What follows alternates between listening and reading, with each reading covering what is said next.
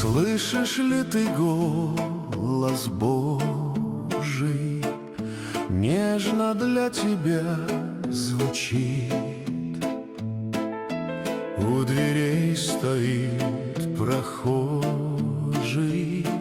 слушай, что он говорит. Нежно так Христос тебя зовет, поспеши к Нему, тебя Он ждет.